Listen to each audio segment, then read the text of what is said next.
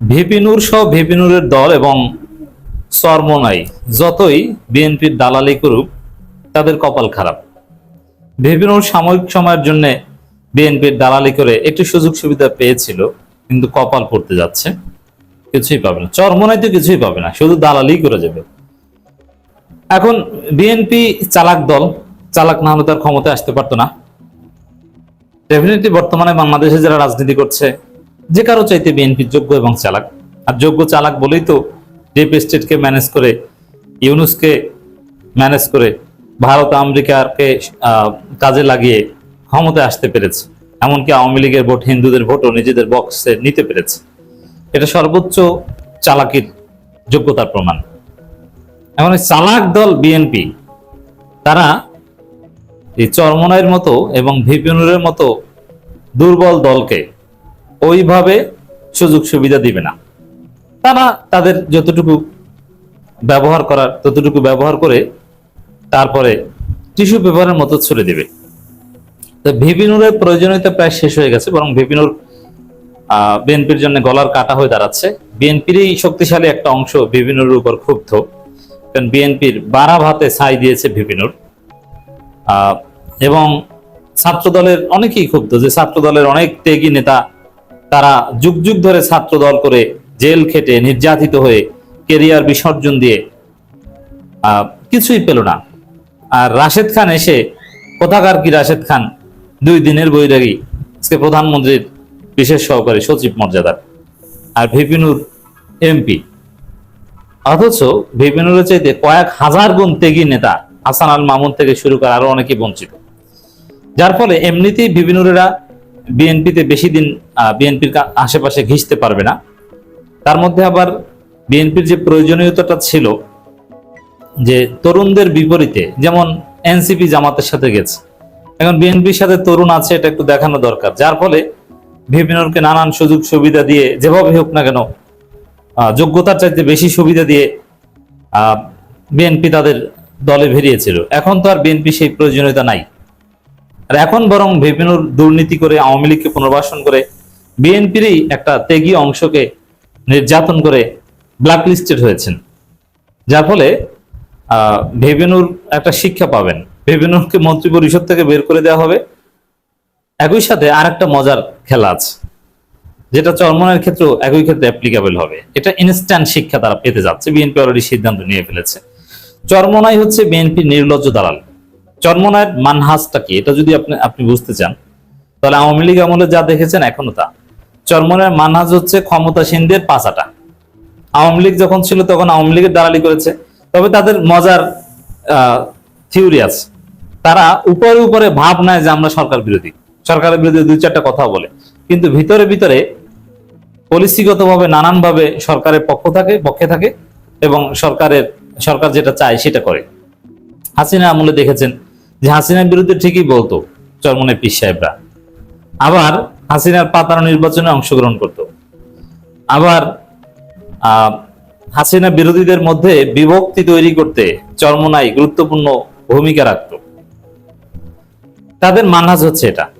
এখন বিএনপি ক্ষমতা এসেছে, সেম বিএনপির বিরুদ্ধে 2-4টা কথা বলে, কিন্তু তলে তলে বিএনপির দালালি করে।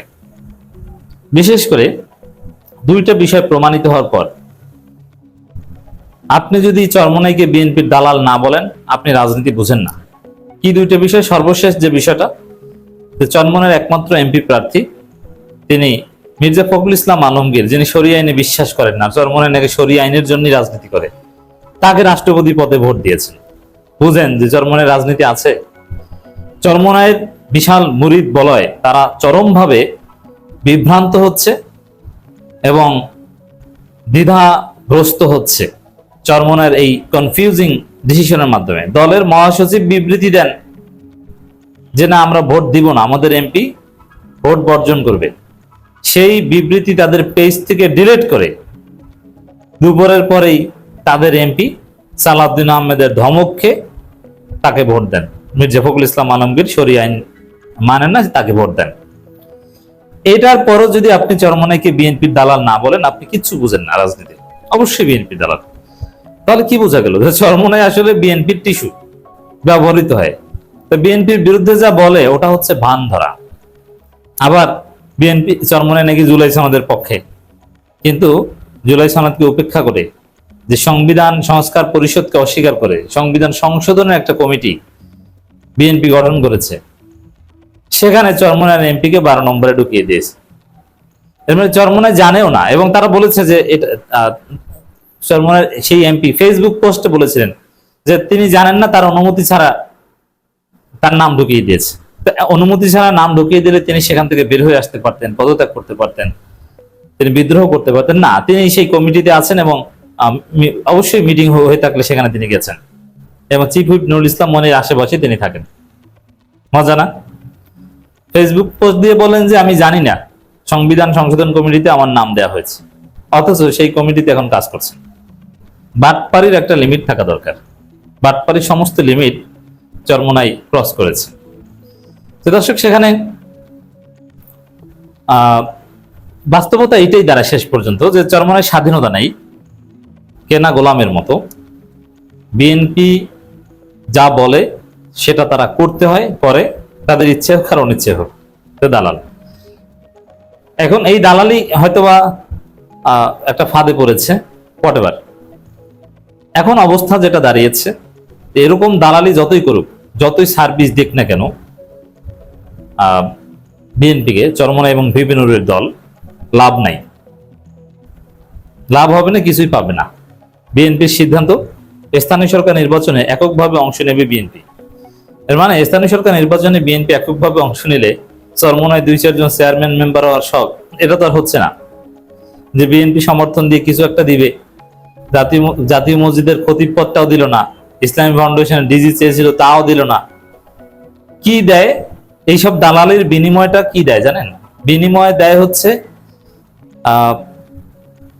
ইমাম খতিবদের কিছু পয়সা পাতি দেয়, তখন শায়েখে চরমোনাইকে একটু দাওয়াত দেয়, এর চাইতে বেশি কিছু দেয় না।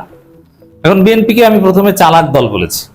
তারা জানে যে কাকে কি দিয়ে ব্যবহার করতে হবে, কাকে কোন পর্যন্ত ব্যবহার করতে হবে, কখন কাকে টিস্যু পেপারের মতো ছুঁড়ে ফেলে দিতে হবে, আর এটা জানে বলেই তারা ক্ষমতায় আসতে পেরেছে। এখন চরমোনাইয়ের মতো দল, তাদেরকে কোনো এমপি টেমপি কিচ্ছু দেওয়া দরকার নেই।